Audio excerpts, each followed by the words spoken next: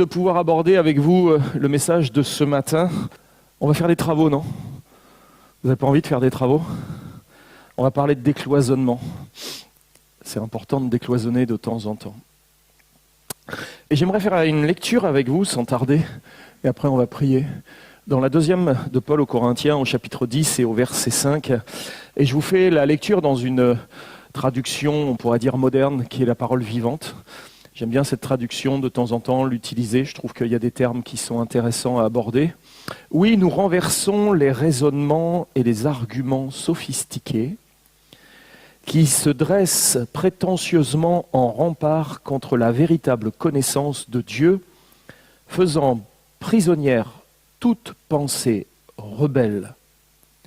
Nous l'amenons à obéir au Christ et à reconnaître son autorité. Amen.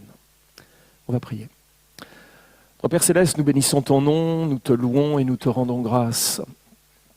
Garde-nous de l'habitude d'ouvrir ta parole comme quelque chose qui se ferait dans le cadre d'un rituel, Seigneur, défait de tout intérêt personnel. Qu'au contraire, ce matin, nous soyons pleinement intéressés par ce que tu as à nous dire, ce que tu as à nous communiquer au travers de ta parole, et qu'elle puisse toucher nos cœurs. Saint-Esprit, agis pour que cette parole en nous puisse prendre vie et qu'elle donne un fruit abondant. Viens nous convaincre, Seigneur, là où nous avons quelques réticences. En tout cas, accompagne-nous pour que cette parole, Seigneur, ô combien puissante, puisse, Seigneur, dans nos vies, faire tout le travail que tu souhaites qu'elle fasse, afin qu'autour de nous, Seigneur, nous puissions aussi, Seigneur, la mettre en pratique. À toi toute gloire, Jésus. Amen.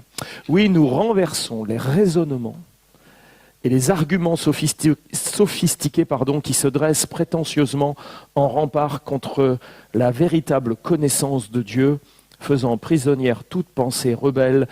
Nous l'amenons à obéir au Christ et à reconnaître son autorité. Le monde va célébrer le 9 novembre prochain un anniversaire, les 35 ans de quelque chose. Est-ce que vous savez qu'est-ce que le monde devrait célébrer le 9 novembre prochain? La chute du mur de Berlin. Il est tombé le 9 novembre 1989.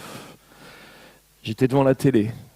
Je ne sais pas, certainement beaucoup d'entre vous ont des souvenirs de ce moment mémorable, ô combien mémorable. Et ce jour-là, la population d'Allemagne de l'Est était enfin libre d'aller en Allemagne de l'Ouest. Des familles avaient littéralement été séparées en deux par le moyen de ce mur. Les gens ne s'étaient plus revus depuis des années et des années. C'est ainsi que le 10 novembre 1989, des bulldozers de l'Allemagne de l'Est ont commencé à détruire le mur qui avait divisé le pays pendant 28 ans. C'est chaud, hein? On a appelé ce mur le mur de la honte. Et si ce mur de la honte, comme il était surnommé, a été abattu, bien d'autres murs devraient l'être également. En tout cas, c'est ce que je pense. Et je pense évidemment aux murs qui sont parfois présents dans nos cœurs, à l'intérieur de nos vies. Existe-t-il des cloisonnements dans nos cœurs? Est-ce que nos cœurs peuvent être cloisonnés? Existe-t-il des murs de séparation qui reposent sur toutes sortes de raisonnements et même d'arguments qui pourraient être sophistiqués, dit l'apôtre? J'aimerais aborder ce matin ce qui m'apparaît être une nécessité spirituelle de pouvoir laisser Dieu agir en nous. Vous êtes d'accord que c'est important de laisser Dieu agir en nous? Nous ne sommes pas les conducteurs de travaux de ce que le Seigneur a entrepris le jour où il nous a fait naître de nouveau. Nous sommes en chantier. Enchantés, mais aussi en chantier. Donc, nous devons permettre au Seigneur de renverser tout ce qui fait obstacle à notre véritable connaissance de Dieu. Parce que c'est ce que Paul dit. Il y a des murs de séparation, des murs de cloisonnement, et ces murs nous empêchent d'avoir une meilleure connaissance de Dieu. Nous n'ignorons pas donc que nos cœurs sont particulièrement compartimentés ou sectorisés. Et nous constatons qu'il y a parfois des cloisonnements plus ou moins épais dans notre relation avec Dieu. On a l'impression parfois qu'on est dans une pièce et Dieu serait dans une autre. Alors on l'entend un peu parler au loin, ça me fait ça souvent avec ma femme dans le presbytère. Des fois elle me parle, elle croit que je suis à côté d'elle. Mais elle est tout en bas dans la cuisine et moi je suis tout en haut dans mon bureau. Et elle me dit, mais tu me réponds pas. C'est-à-dire qu'il y a une petite distance, c'est pas mal de murs épais entre toi et moi, ce qui fait que j'entends un bourdonnement, mais c'est pas très clair. Et parfois avec Dieu on a cette impression-là. On se dit, on a l'impression qu'on est dans une pièce et que lui il est dans une autre. Mais la pire des choses, c'est que parfois, on peut l'être avec soi-même. C'est-à-dire avoir l'impression d'être pas tout à fait en phase avec soi. En tout cas, avec ce qu'on devrait être. Et je ne parle pas aussi des cloisonnements qui peuvent avoir lieu entre nous et ceux et celles qui nous entourent. Et tous ces cloisonnements ne sont pas là par hasard, comme s'ils avaient été livrés, montés à notre naissance. On n'est pas né avec des cœurs cloisonnés. Nos cœurs se cloisonnent au fur et à mesure de notre vie. Ces cloisonnements sont le résultat d'une éducation parfois, d'une histoire plus ou moins bien vécue, de fausses croyances. Ouais, parfois, on a des fausses croyances. On peut croire sincèrement en des choses qui ne sont pas vraies, qu'on nous a rabâchées, qu'on nous a dites et redites, et puis à un moment donné, merci Seigneur, il nous ouvre les yeux et il nous fait comprendre que ça, c'est des fausses croyances. C'est pas toujours simple d'aborder ça, mais il y a des cloisonnements qui sont dus à des fausses croyances. Et parfois aussi le produit d'une culture et même de tradition. C'est ainsi que peu à peu nous érigeons plus ou moins consciemment des murs à l'intérieur de nos cœurs, telle une construction qui s'édifierait jour après jour avec les matériaux qui sont à proximité d'elle. On construit avec ce qui est autour. Nous édifions nos vies avec le contenu de notre culture,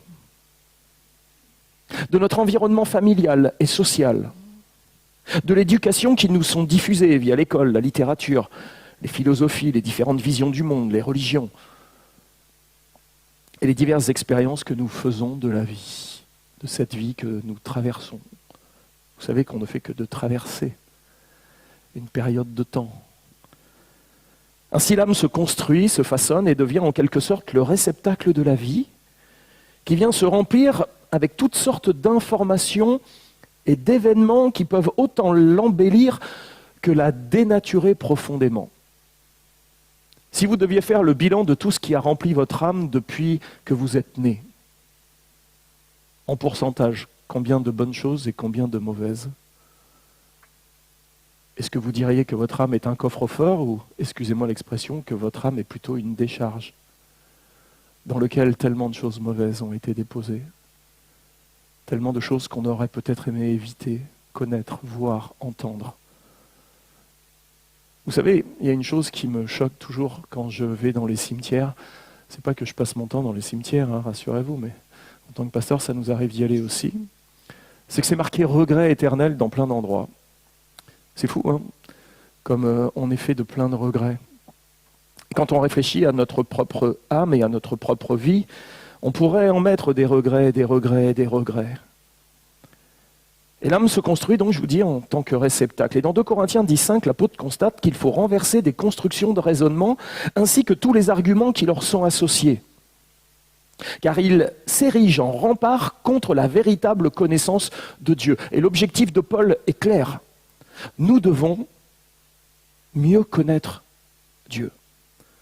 Dieu, lui, il nous connaît par cœur, malgré tous nos cloisonnements. Il n'y a pas un endroit dans notre vie qui lui est inaccessible. Mais combien nous sommes limités dans notre connaissance de Dieu et combien Paul voudrait que notre connaissance de Dieu s'intensifie, s'approfondisse.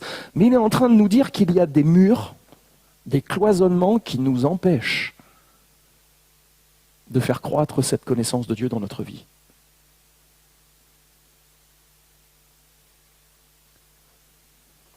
Sa déclaration est forte et elle réclame une prise de conscience parce que le but recherché est légitime, mieux connaître Dieu. Si je vous pose la question ce matin et que je vous demande de lever la main, qui désire mieux connaître Dieu? Je pense qu'on ne va pas le faire, mais chacun lève la main, mais j'ai envie de mieux connaître Dieu. Et votre présence ce matin en témoigne. Le constat est que nous sommes tous devant des murs qui s'érigent en nous comme ceux d'une forteresse intérieure composée de clivages idéologiques dont le but est d'assurer une forme de protectionnisme à l'intérieur de nous. Oui, on se protège bien souvent derrière des murs.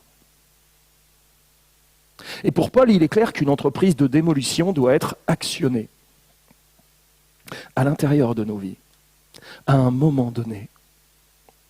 Cependant, avant d'en arriver là, la vie spirituelle ne commence pas forcément par un grand chantier de démolition. Merci Seigneur d'ailleurs, qu'il n'a pas commencé par envoyer les bulldozers et les pelleteuses dans nos vies, mais plutôt par un grand nettoyage. Si la vie spirituelle débute par une rencontre avec le Christ, bien vite elle se poursuit dans la vie de ses rachetés par un grand nettoyage que la Bible appelle régénération. C'est formidable, hein ? Avez-vous déjà vécu ce grand nettoyage? Ou désirez-vous maintenant que ce nettoyage se fasse dans votre vie?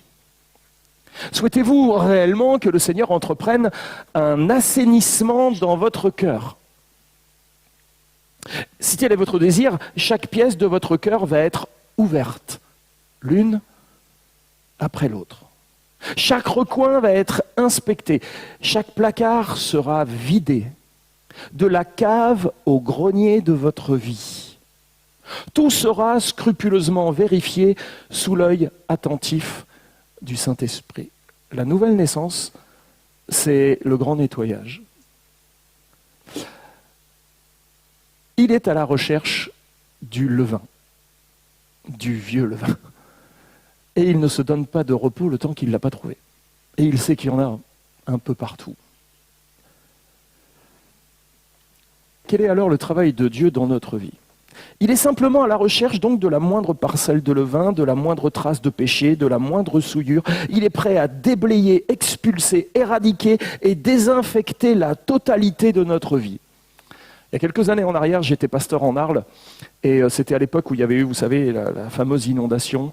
Tous les quartiers nord de Arles étaient sous l'eau, ça avait été catastrophique. Il y avait même eu des gens qui étaient morts, un homme s'était suicidé. Enfin, c'était l'horreur. Et une fois que l'eau a été retirée de la ville, enfin de la ville nord, il y a un truc qui est quand même très particulier quand les gens ont été inondés. Tout ce qui est à l'intérieur va être mis dehors. Parce que soit c'est mort, soit c'est cassé, soit c'est plein de boue. Et puis après, on fait tout sécher. Alors ils ont eu de la chance parce qu'après il y a eu un peu de Mistral, c'était bon en hiver, hein, mais ça séchait. Alors c'est bizarre parce que tout ce qui était dans les placards partout se retrouvait là dans le jardin à la vue de tous et de toutes. Certaines cassettes vidéo, c'était à l'époque des cassettes vidéo, qui étaient cachées dans des placards d'un seul coup se retrouvaient là dans la pelouse en train de sécher. On se disait oh. Le voisin, il ne regarde pas que des films de cow-boys, quoi. C'était terrible, tout était à la lumière. Tout ce qui était caché était mis à la lumière. Waouh! Un vrai travail de nettoyage allait être entrepris. L'eau était rentrée dans les maisons. Alors, excusez-moi l'analogie avec l'eau de la parole qui des fois rentre dans nos vies. Et à un moment donné, il faut que tout sorte. Et ça, c'est le travail de la régénération. Un formidable travail. Tel est le travail que le Seigneur accomplit en nous au moment de notre conversion par son œuvre de régénération au travers aussi de l'eau de la parole. Dans Tite 2,14, Paul écrit que le Seigneur s'est donné lui-même pour nous afin de nous racheter de toute iniquité et de se faire un peuple qui lui appartienne, purifié par lui et zélé pour de bonnes œuvres. Ainsi, nous découvrons que la première chose que le Seigneur vient accomplir dans notre vie, après s'être révélé à nous, est une œuvre de purification qui découle directement de ce qu'il a accompli pour nous à la croix du Calvaire.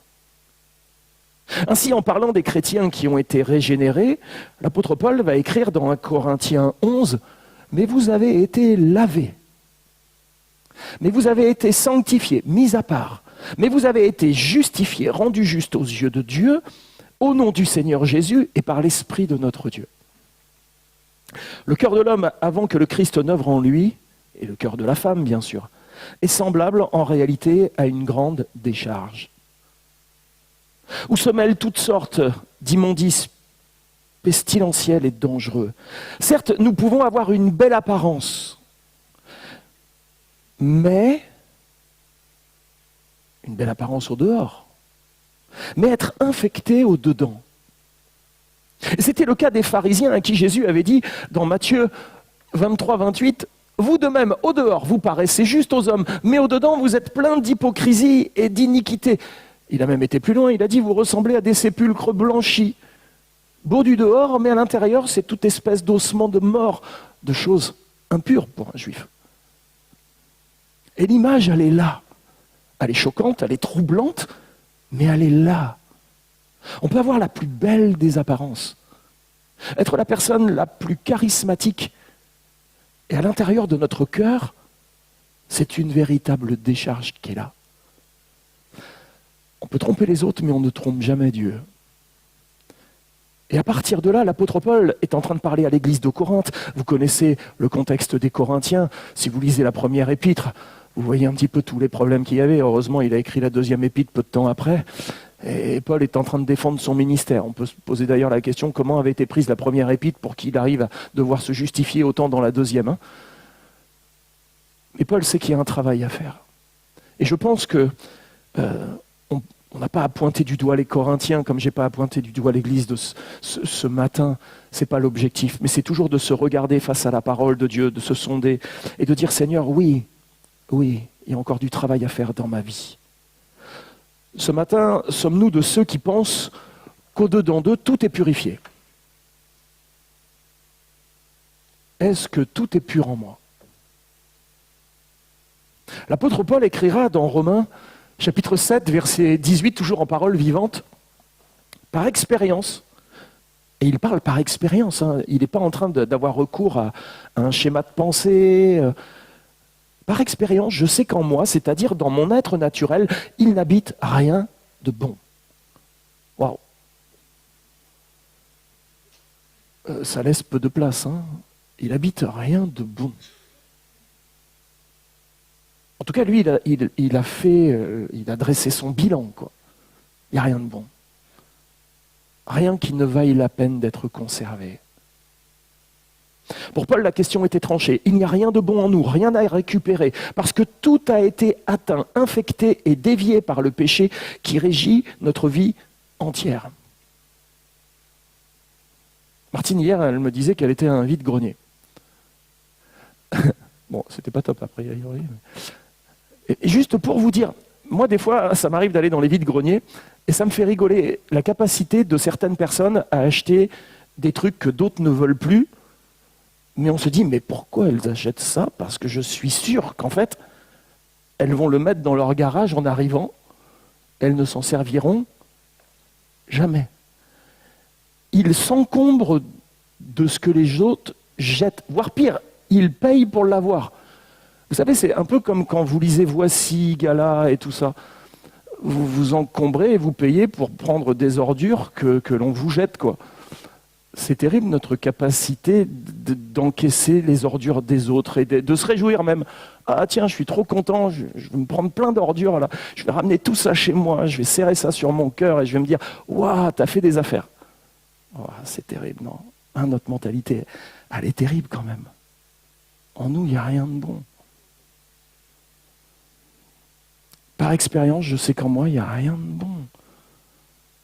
Et je n'ai pas à penser que chez les autres, ce soit mieux en réalité. Tout a été atteint, infecté, dévié par le péché. Il est donc nécessaire que le Seigneur opère une régénération par son Esprit Saint au moment de notre salut et en même temps qu'il nous scelle, nous adopte, nous réconcilie avec lui. Et tout cela ayant pour résultat notre rachat par le pardon de nos péchés à la croix. La régénération, c'est Dieu qui nous donne la vie spirituelle par la foi en Jésus-Christ. Ainsi, avant d'être sauvés, nous étions dégénérés. Ça ne vous dérange pas l'expression?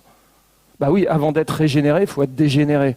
Donc on était tous des dégénérés qui avons été régénérés. Quelle grâce, n'est-ce pas?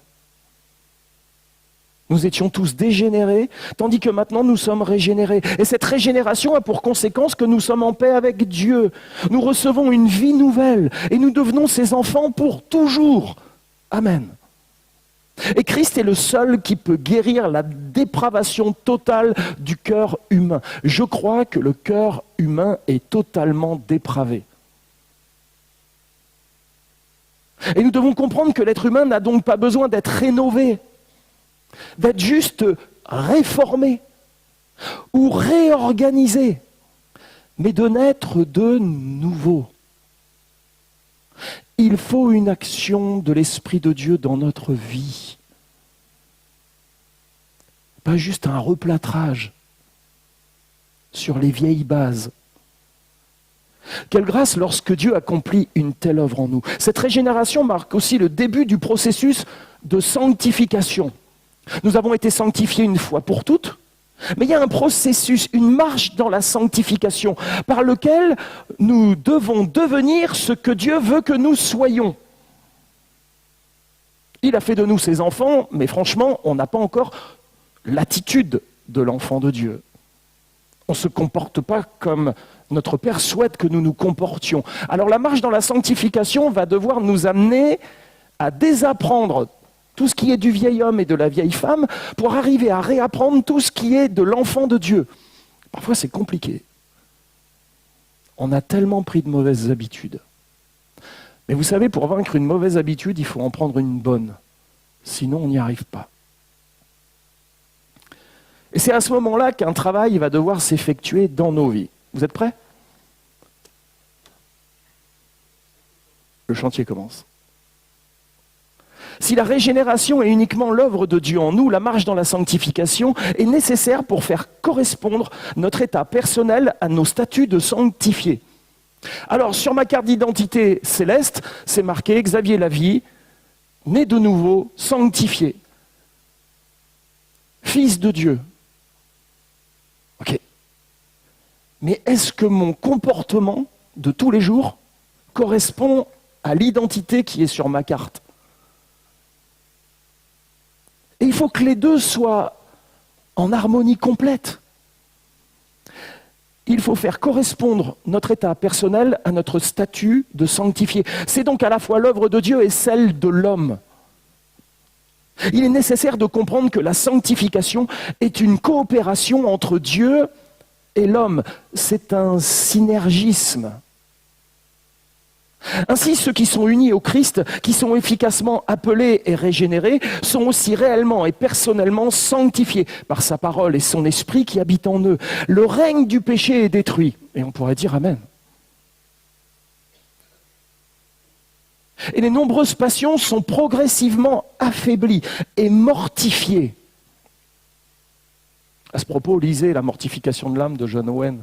Et c'est alors que des grands travaux peuvent être réalisés dans notre vie, car à cette étape, nos vies sont encore parfois cloisonnées. Oui, je suis né de nouveau, mais encore très cloisonné. Et tous les murs intérieurs censés nous protéger nous enferment dans des positions et des situations qui nous empêchent de nous épanouir dans la paix et l'harmonie. Il y a dans nos vies deux types de murs. Il y a les murs de séparation et il y a les murs porteurs. Vous y connaissez un peu en architecture ? Ouais. J'aimerais rapidement évoquer quelques murs de séparation, afin que nous comprenions en quoi ils correspondent, à quoi ils correspondent, et que nous réalisions pourquoi le Seigneur souhaite les abattre. Il y a parfois en nous des murs d'incrédulité. Et de tels murs ont pour fonction de nous protéger de tout espoir déçu, qui engendre presque toujours l'incompréhension et même la souffrance. Espoir déçu engendre incompréhension, engendre même parfois souffrance. Combien d'espoirs, d'espérances ont été déçus en nous, qui nous ont amenés à construire des murs de séparation dans nos cœurs. Seulement de tels murs font obstacle à la foi nécessaire pour pouvoir avancer avec Dieu. Les murs d'incrédulité sont parfois des murs de résignation et de déception. qui ont été édifiés dans nos vies afin d'établir la pièce sombre du pessimisme, à l'intérieur de laquelle nous stockons tous nos désespoirs. Oui, dans mon cœur, il y a une petite pièce là. Je stocke le désespoir à l'intérieur. Sur la porte, c'est écrit « la pièce du pessimisme ». Toutes mes déceptions, je les ai entreposées là. Ah ouais, et puis tu conserves ça. Ouais. C'est la pièce du pessimisme. Et de temps en temps, j'y vais. Et puis là, il y a des vagues de nostalgie qui m'envahissent, je pleure, j'ai le cafard qui vient et tout. Ah ouais. Des espoirs qui agissent tels des mines explosives sur le chemin de la foi. Ce sont parfois des murs idéologiques, intellectuels, culturels, religieux, de tradition, que notre éducation a même posés en nous et qui limitent ou bloquent l'activité de Dieu. Et de tels murs entravent l'activité divine en la cantonnant essentiellement au rang du possible ou de l'intellectuellement compréhensible. Combien de personnes sont véritablement cloisonnées par de tels systèmes de pensée qui viennent lutter contre la volonté de Dieu en eux? On continue? Bon, vous savez que celui-là, il va falloir le démonter. Hein. Allez, j'en prends un autre. Il y a les murs de souffrance et de méfiance. Alors là, ça cloisonne pas mal non plus. Tous ceux et celles qui souffrent cherchent à se protéger de la souffrance et se retrouvent presque toujours dans le confinement. Ah ouais, ça c'est un mot qu'on n'aime pas. C'est pour ça que je l'utilise. C'est un mot dans notre vocabulaire, dès qu'on entend confinement, il y a plein de choses qui nous reviennent. Hein. Tous ceux et toutes celles qui souffrent cherchent à se protéger de la souffrance et se retrouvent presque toujours dans le confinement. Quand une personne rencontre la souffrance, elle a cette tendance naturelle à se construire des murs pour se protéger et derrière lesquels elle va chercher à s'enfermer. C'est une réaction naturelle que de vouloir se protéger lorsque l'on souffre. C'est très humain. La souffrance entraîne nécessairement des fragilités et des vulnérabilités. Et elle place notre vie sur des limites difficiles à confronter. Et en face de vides étourdissants et effrayants qui engendrent des instabilités et des peurs. Et vouloir se protéger dans de tels moments est une réaction qui en réalité ne va pas réduire la souffrance, mais qui va chercher à nous préserver d'autres souffrances potentielles. Et notamment de toutes celles qui peuvent surgir dans la confrontation des autres et de toute leur maladresse. Qu'est-ce que les gens sont maladroits? Non? Dites-moi, vous avez déjà été blessé? Oui. Ils sont maladroits, non? Ils essayent de retirer une écharde dans votre œil alors qu'ils ont une poutre dans le leur. Mais c'est normal qu'ils soient maladroits avec une poutre dans leur œil. Vous connaissez l'histoire de cet ours. Il avait son montreur d'ours qui était à côté de lui. Et il aimait son montreur d'ours. Il dansait à côté, il lui permettait de gagner de l'argent. Et avec l'argent, le montreur d'ours nourrissait son ours. C'était un binôme, ils marchaient ensemble. Et puis un jour, l'ours regarde son dresseur et il voit qu'il a une mouche sur l'épaule. Il se dit « Waouh !» Et il a voulu tuer la mouche. Mais en tuant la mouche, comme c'était un ours, il a tué son dresseur, quoi. Et parfois, vouloir chasser les mouches sur les épaules des autres, comme on se comporte comme des ours. Ah, je l'ai tué. Avec la langue, mais je l'ai tué. Pas très bon comme comportement. Ne soyons pas des ours. Hein? Essayons pas de chasser les mouches sur les épaules des autres. Généralement, la mouche, ça finit par s'envoler toute seule, vous savez. Alors on veut se protéger. On veut se protéger des autres, de toute leur maladresse. L'être humain n'a pas été créé pour souffrir, vous savez. Parce que la souffrance est une des conséquences de la chute. Aussi, depuis l'Éden, nous faisons tout notre possible pour éviter d'être exposés à la souffrance. Et nous mettons tout en œuvre toutes sortes de choses pour pouvoir s'en préserver. Comment arriver à traverser la vie en souffrant le moins possible? Si je vous pose une question, qui veut souffrir? Levez la main. Un grand évangéliste, alors je ne sais pas si beaucoup de gens venaient à son appel, mais il disait « Venez et souffrez ». Ça paraît risible. Mais est-ce que ce n'est pas fondamentalement le message de l'Évangile? Celui qui veut me suivre va devoir porter sa croix. Il va devoir accepter la réalité de la souffrance dans la vie et de comprendre que c'est par là que l'on va tirer ce qu'il y a de plus spirituel et de meilleur, même si c'est pour nous tellement complexe, tellement douloureux. Dans le cadre des souffrances psychiques, lorsque l'on a été blessé, déçu, trompé, trahi, on se promet intérieurement de ne plus jamais connaître ce genre de désillusion. C'est ainsi que l'entreprise de maçonnerie commence dans notre cœur son ouvrage de cloisonnement. La construction de murs de séparation est alors tout indiquée. Il y a un mur, c'est « on ne m'y reprendra plus ». Vous imaginez, vous les avez vous aussi, vous avez les mêmes dictons que moi. Je ne suis pas prêt à faire confiance de nouveau. Je vais donc dresser une frontière sûre entre eux et moi. Et j'ai prévu de mettre des miradors. On ne va pas m'y reprendre.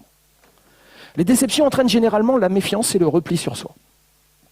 Ainsi, lorsque la confiance est altérée, beaucoup choisissent de conserver dans leur cœur les frustrations et les blessures au risque même de devenir, ce qui serait terrible, agressif,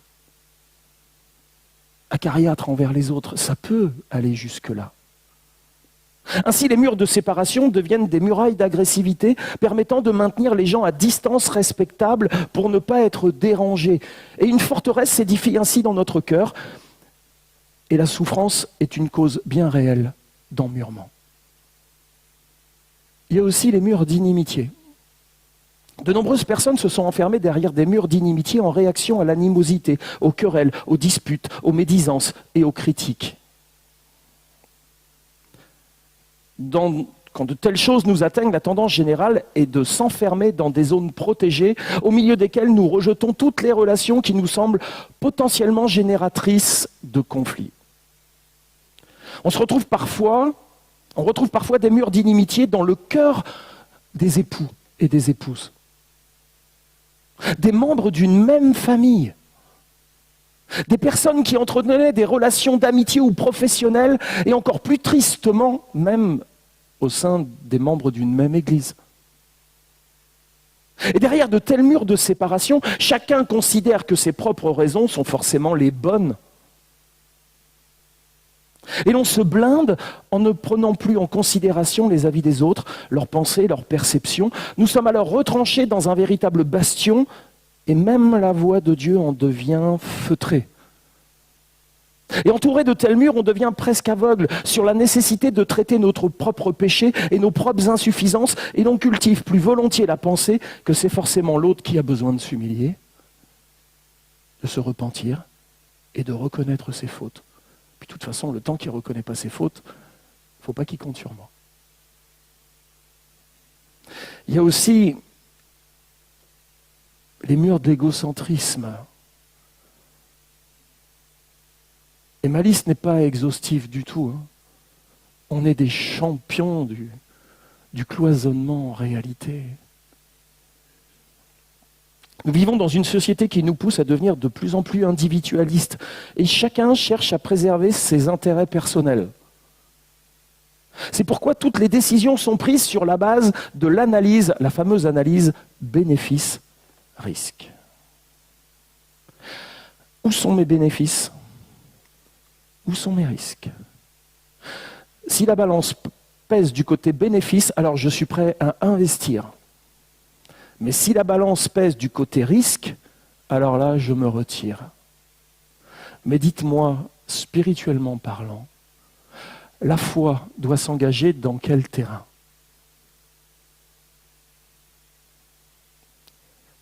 Ben oui, dans le terrain du risque. sommes-nous encore prêts à prendre des risques ? À risquer encore d'être blessés, à risquer encore d'être bafoués, à risquer encore d'en prendre plein la tête, à risquer encore d'être déçus. Allons-nous encore donner notre confiance ? Ou est-ce que nous allons rester derrière nos murs à dire « on ne m'y reprendra plus ». Mais je le connais, il n'a pas changé. Ben ouais, peut-être que moi non plus, je n'ai pas changé. C'est bien ça le problème. Quand les intérêts dépassent toute autre considération, chacun travaille pour défendre sa place. Et peu importe les méthodes ou actions qui sont mises en œuvre pour atteindre ses propres buts égoïstes, une telle mentalité brise les familles lors du partage des héritages.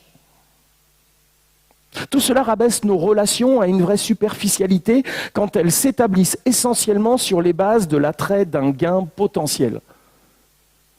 Et c'est ainsi que s'édifient les murs d'égocentrisme qui nous éloignent des gens et les empêchent de nous connaître parce qu'entre eux et nous se dressent des barrières de l'intérêt égoïste qui empêchent d'agir par pur et saint désintéressement tel que la Bible nous l'enseigne. Alors, s'il y a dans nos vies des murs de séparation, il y a également des murs porteurs. On y touche au mur porteur ou pas ? Allez, on enlève toutes les cloisons là, qui ont séparé plein de choses, on casse les cloisons, on agrandit les pièces. Aujourd'hui, les jeunes, quand ils achètent des vieilles maisons, les vieilles maisons, ils avaient plein de petites pièces. C'est parce que les gens, ils n'avaient pas beaucoup de meubles. Donc ils faisaient plein de murs, ça meublait. Alors les jeunes, quand ils arrivent, ils cassent les pièces, ils veulent des grandes pièces, hein. Il ne faut plus de mur entre la cuisine et la salle à manger. Il faut que le cuisinier puisse discuter avec les convives. On veut casser les murs, il faut aérer. Les jeunes, ils ont besoin qu'on aère, qu'on casse les murs. Ils ont raison. Hein. Puis c'est plus facile pour passer la serpillière. Il y a moins de contours. Plus facile à nettoyer, quoi. Plus le cœur est sectorisé, plus c'est dur de travailler à sa sanctification. Plus il y a de recoins, et plus il va falloir aller dans tous les recoins. Mais les murs porteurs, pasteur, il ne faut pas y toucher. Faut pas y toucher. Si tu touches au mur porteur, tout va s'écrouler. Un mur porteur est en architecture un mur destiné à supporter la charpente. Et plus généralement, tout le toit. Et la structure des planchers d'un bâtiment. Les murs porteurs sont donc importants et essentiels pour maintenir l'intégrité d'une structure. C'est pourquoi ils sont calculés avec une grande rigueur afin de ne pas voir s'effondrer un bâtiment faute d'une épaisseur et d'une solidité suffisantes.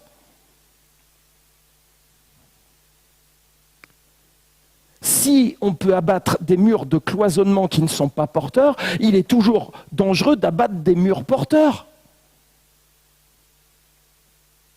À moins de se faire conseiller par un architecte qui va faire un calcul de viabilité et va remplacer un mur porteur par un IPN, une poutre métallique. Mais c'est pas sans risque. Hein. Dans le cadre de notre marche dans la sanctification ou de la sanctification progressive, nous assistons peu à peu à la démolition par le Seigneur et de nous des murs de séparation à l'intérieur. Tels que ceux de l'incrédulité, de la méfiance, de l'inimitié, de l'orgueil, de l'égocentrisme, etc., etc., etc. Mais quand le Seigneur entreprend la démolition des murs porteurs, non mais attends Seigneur, là, faut pas toucher là. C'est un mur porteur. Tu es en train de t'attaquer à un mur porteur. Vous croyez que le Seigneur, il peut s'attaquer au mur porteur, vous ? Bah ouais. Autant les murs de cloisonnement, c'était un peu compliqué. Mais quand il s'attaque au mur porteur, là, le vent de panique commence à souffler, là. Quand il commence la démolition des murs porteurs, alors une peur vient nous envahir. Nous pensons qu'il va ruiner notre vie et que tout va s'effondrer.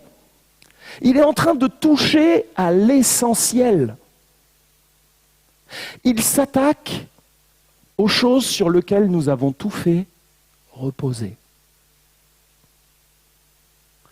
Parce que lui, il veut que tout repose sur lui.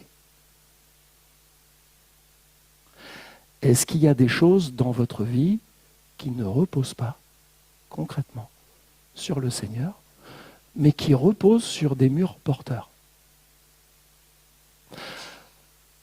Parce que je ne vais pas dire que je suis prophète, mais il va les attaquer, ces murs. Il va s'en occuper.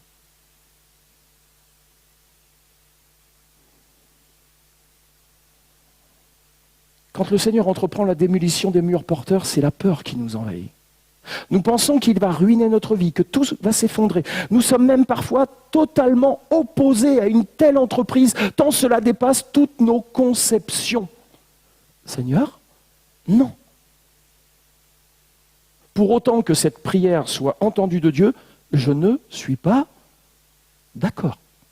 Ça vous est déjà arrivé de dire à Dieu, non, ça, je ne suis pas d'accord. Quels sont les murs porteurs dans nos vies? On peut les définir par toutes les personnes, choses et situations sur lesquelles nous nous reposons. Personnes, choses et situations sur lesquelles nous nous reposons. Et qui nous apparaissent comme étant plus que nécessaires ou comme des parties intégrantes de notre vie. Perdre nos murs porteurs signifierait pour nous la ruine de notre vie ou son effondrement total. Alors je vais poser une série de questions très gênantes. Vous m'excusez à l'avance? Comment pensons-nous réagir à la perte de ceux qui nous sont les plus chers?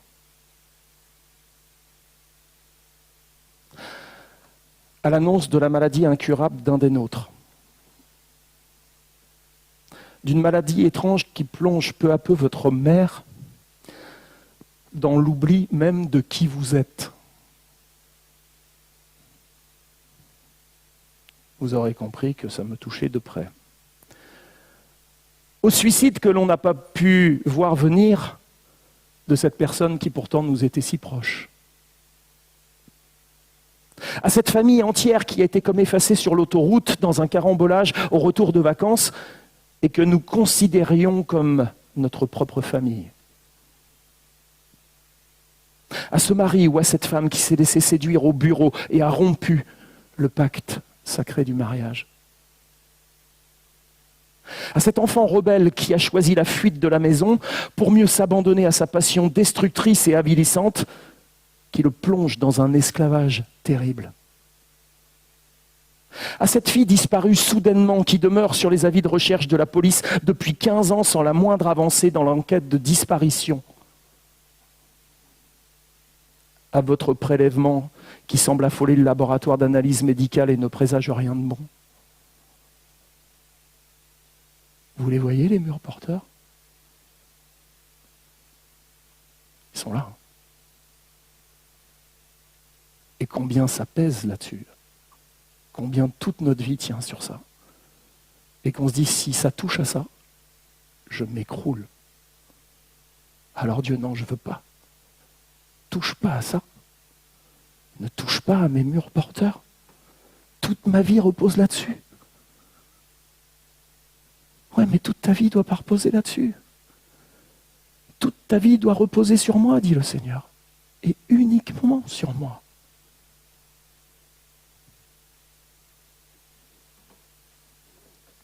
À cet enfant qui ne semble pas se développer selon les courbes de son livret de santé.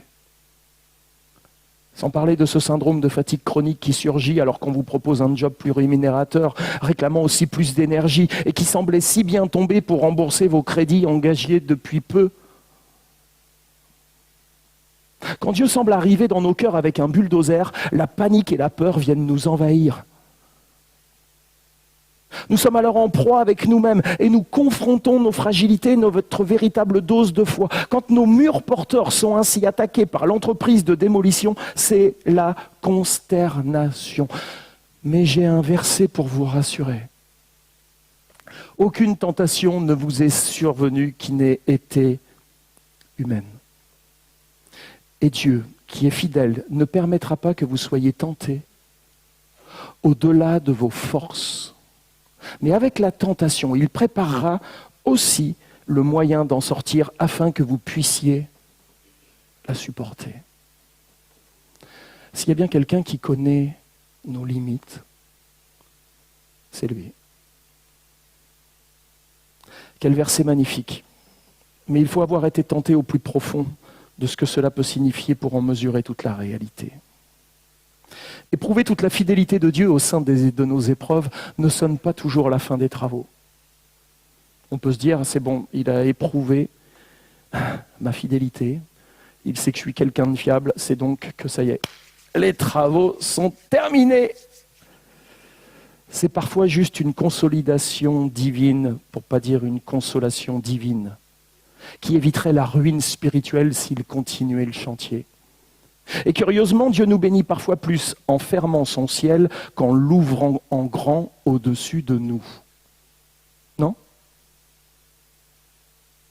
Vous savez comment on fait chanter les oiseaux chanteurs ? Vous savez qu'il y a des oiseaux chanteurs, enfin c'est plus des siffleurs, mais vous savez comment on fait pour les faire chanter ? Ah non ? Non, pauvre bête, on les affame. T'envoyais l'SPA, moi. On prend un grand drap noir et on le met sur la cage. Et on les met dans l'obscurité totale. Et là, l'oiseau se retrouve dans le noir, enfermé sous un voile noir. Et là, il se resserre. Il est mal. Oh, c'est pas mieux que... Vous le laissez là 1 heure, vous enlevez le voile et là, il siffle, il n'arrête pas.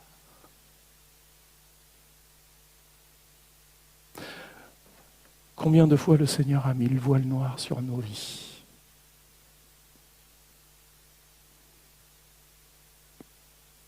On n'arrivait plus à siffler.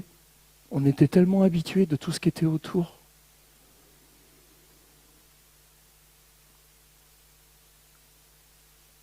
La louange, c'est tellement dur, parfois.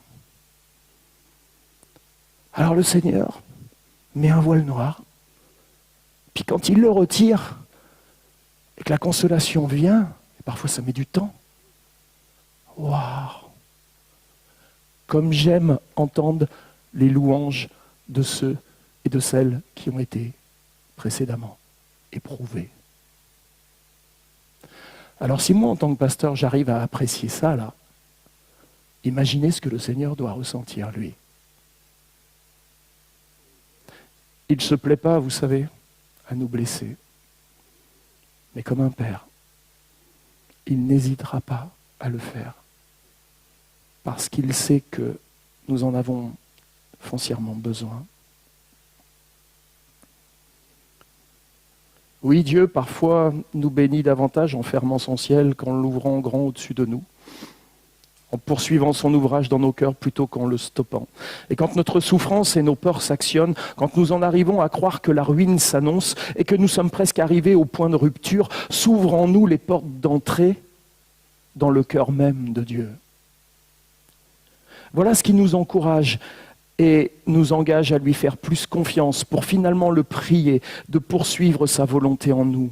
Ce cœur qui est le nôtre ne reposait pas sur les bonnes choses et les bonnes bases. Nous étions remplis d'idéaux et pensions que la vie n'était qu'un doux rêve qui n'aurait pas de fin. Mais le rêve s'est changé en cauchemar. Il y a alors un changement de paradigme qui doit se faire et j'arrive sur la fin. Notre vie ne peut plus fonctionner sous le même régime, c'est le temps de l'élargissement, un élargissement tel qu'à la fin, il ne reste plus qu'une seule pièce dans notre cœur. C'est maintenant Dieu qui soutient toutes choses. Vous connaissez ce verset d'Hébreux 1:3, déclarant que Christ soutient toutes choses par sa parole puissante, est devenu réalité en nous. Quand Dieu renverse nos murs, ce n'est pas pour le plaisir de nous faire souffrir, mais pour renforcer notre intimité avec lui. Imaginez maintenant une maison dans laquelle il n'y aurait qu'une seule pièce.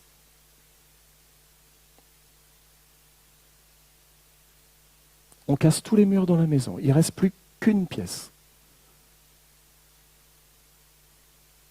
Plus de possibilité d'une intimité cachée. Terminé. D'un repli sur soi dans un coin de la maison. Bon, tous les couples savent de quoi je parle. Vous savez, les séances de boudage. Plus de pièces attitrées, de pièces de boudage dans laquelle ronger son frein, où on aime macérer dans sa mélancolie. Plus de jardin secret, de zones de défouloir ou de cocooning sentimental. Quand Dieu brise nos rêves et renverse nos murs porteurs, l'œuvre de sanctification atteint bien souvent son paroxysme. En abattant les murs, le Seigneur libère de la place au-dedans de nous, rend nos vies plus praticables et habitables. Il en éclaire chaque partie et rend l'intimité plus réelle. Avec Dieu, l'intimité n'est pas à l'intérieur d'une zone confinée, mais en haut d'une montagne pour être bien visible. Vous êtes la lumière du monde. Une ville située sur une montagne ne peut être cachée. On n'allume pas une lampe pour la mettre sous le boisseau, mais on la met sur le chandelier. Elle éclaire tous ceux qui sont dans la maison. Que votre lumière luise ainsi devant tous les hommes, afin qu'ils voient vos bonnes œuvres et qu'ils glorifient votre Père qui est dans les cieux. Le message de l'Évangile, ce n'est pas quelque chose à contenir en nous, derrière nos murs. C'est quelque chose à exposer.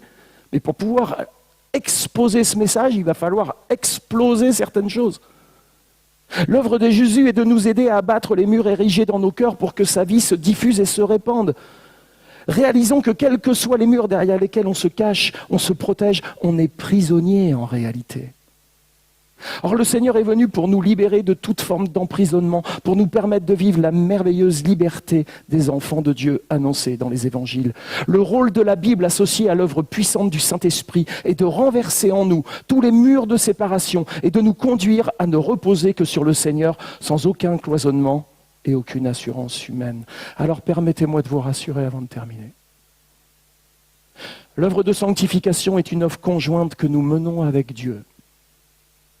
Elle ne réclame pas nécessairement la perte de tout et de tous pour parvenir à décloisonner nos cœurs et permettre au Seigneur de faire tout reposer sur lui. De nombreux chrétiens parviennent dans une certaine mesure à ne pas faire la perte des choses et en ne permettant plus que tout repose sur elles. Tous ces murs intérieurs doivent disparaître pour que la mentalité et les pensées du Seigneur imprègnent le disciple. Aussi, je terminerai par la lecture de Philippiens, chapitre 2, versets 5 à 8. « Ayez en vous les sentiments qui étaient en Jésus-Christ. » Vous croyez qu'il était cloisonné, Jésus, à l'intérieur de lui? Vous croyez qu'il était... que toute sa vie reposait sur des murs porteurs? Quand sa mère est venue en essayant de le détourner de la croix, vous avez vu comment il a réagi? Non.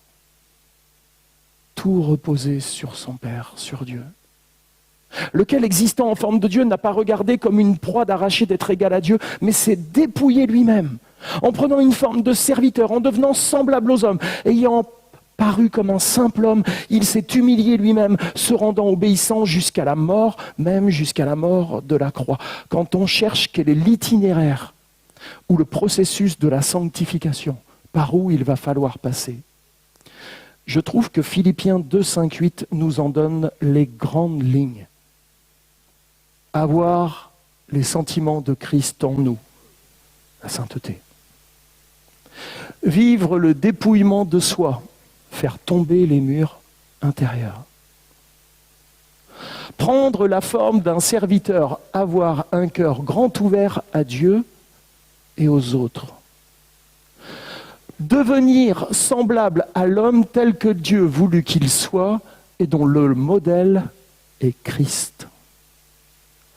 Vivre dans la simplicité et l'humilité. Enfin, vivre dans l'obéissance jusqu'à l'extrémité de la mort.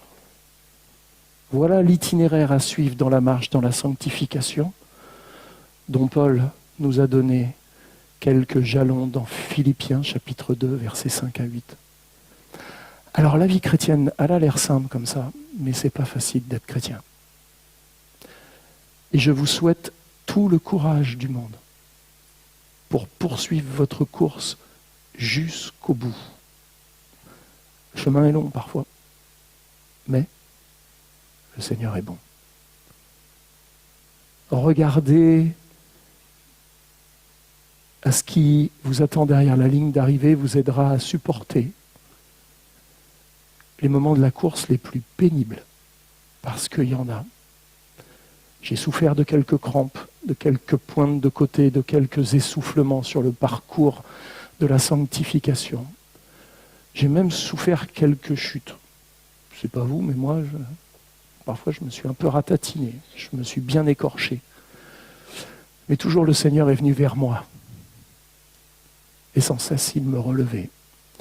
J'aimerais vous dire une chose, et c'est un homme avec un peu d'expérience qui vous le dit. Il est permis de tomber, mais il n'est pas permis de rester à terre. Si votre enfant tombe et qu'il est là à terre et il ne se relève pas, je pense que vous allez vite courir vers lui. Parce que vous présagez le pire. Mais s'il se relève, même s'il a le menton et le genou un peu écorché et que ça saigne un peu, votre cœur il fait c'est bon, ça vit toujours.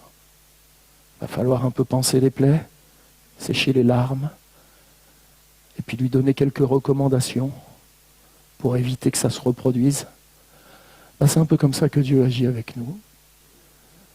Il est permis de tomber, mais pas de rester à terre. Relevons-nous et comptons sur celui qui nous aime, notre Père, pour venir nous soigner. Il est celui qui a entamé les travaux dans nos vies. Moi, ça fait un paquet d'années qu'il l'a fait. Je pense que pour beaucoup, c'est aussi le cas. Mais il n'a pas fini, mon frère, ma sœur, les travaux. L'œuvre de démolition est toujours en train de se faire. Mais encore faut-il arrêter au fur et à mesure de construire des murs alors que lui est en train d'en démolir. C'est aussi ça la vie chrétienne, accepter d'être fragilisé. Christ sur la croix venait d'en prendre tellement plein la tête. Son parcours de la passion est terrible. Et alors qu'il est sur la croix, Père, pardonne-leur. Ils ne savent pas ce qu'ils font. Je ne sais pas si j'aurais dit ça, moi, mais lui, il l'a dit. Et je ne pense pas que c'était juste pour la galerie. Il a trouvé des excuses à ceux chez qui on n'en aurait jamais trouvé. Et je pense que la vie chrétienne, c'est finalement trouver des excuses à des gens qui n'en méritent pas. Parce que c'est concrètement ce que Dieu a fait avec chacun de nous. Nous n'avions aucune excuse. Et pourtant, il a fait bien plus que de nous excuser, que de nous pardonner.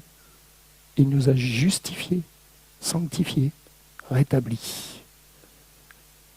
Puisqu'il nous a montré le chemin, nous n'avons plus qu'à le suivre. Amen.